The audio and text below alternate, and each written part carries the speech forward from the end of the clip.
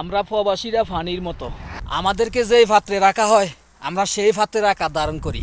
আমাদের জীবনে সুখ বলতে কোনো কিছু নাই, যা আছে তা শুধু দুঃখ আর দুঃখ। পরিবার আমাদেরকে বুঝতে চায় না, সমাজ রাষ্ট্র আমরা সবার কাছে অবহেলিত।